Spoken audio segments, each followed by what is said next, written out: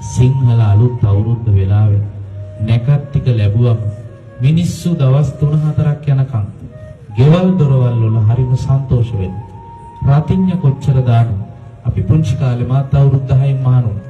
ඒ රතිඤ්ඤ ටික පන්සලට උඩින් ආස්කෝරු ටික යනකොට අපේ හිතත් කී වතාවක් ඒකත් එක්ක ගෙදරට ගියා. රතිඤ්ඤ හඬක් ගාන අපි අපේ ලොකු හාමුදුරුවෝත් එක්ක පන්සලේ පත්ත තනියම සමහර විට දානෙත් නැතුව පන්සලට වෙලා හිටියා. මිනිස්සු අපිත් එක්ක අවුරුද්දෙම ඉඳලා සතුටු සහගත වෙලාවල් වල අපිව අතහැරලා ඒගොල්ලෝගේ සන්තෝෂය හොයාගෙන ගියා. අපිව පන්සලේ තනි කළා. හාමුදුරුවෝ කෙනෙක් බෝධි පූජා කොච්චරනම් තියනවද ළමයින්ට? හාමුදුරුවෝ ඒ ලෙවල් තියන දවසට මොන ගමෙන්ද බෝධි පූජාවක් තියලා ආශිර්වාද කළා. විශ්වවිද්‍යාලේ යන ළමයි කී දාහකට මේ හාමුදුරුවෝ පිරිත් නූලකට ගහලා.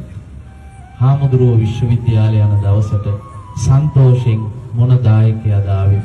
අපි කැමති ඇඳුමක් අඳින්නේ නැහැ. අපි කැමති විදියට කොණ්ඩේ කපන්නේ නැහැ. අපි කැමති විදියට රැවුල කපන්නේ නැහැ.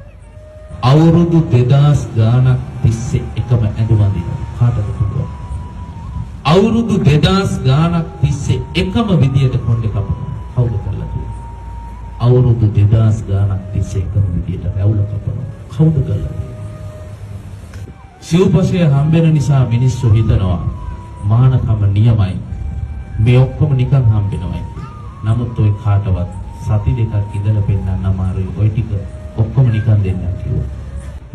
හෙමින් දෙපා තබා බසයට වැඩි පොඩි සාදුට ඉක්මන් කරනට බැරි දෙයි මොර ගෑවේ මනුසතු.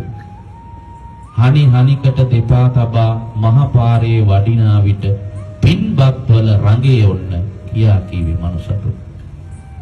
කිසිම කතා බහක් නැතුව තම පාඩුවේ සිටිනා විට බලාපංකො ආඩම්බරේ කියා කීවේ මනුසතු. මග තොටේදී යමෙක් සමග කතා බහක් කරපු දාට මගුල් විසේ ඔළුවට විත් කියා කීවේ මනුසතු.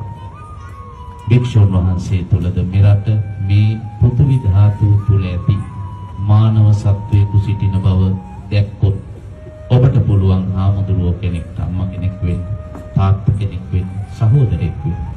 ඒ උන්වහන්සේලා තමන්ගේ අතහැරපු සියල්ල තමා සන්තක බව මතක තියාගන්න. කහවත පුරවන්නට එක මොහොතක් පුළුවනි නම් ගිහි දිවිය හැර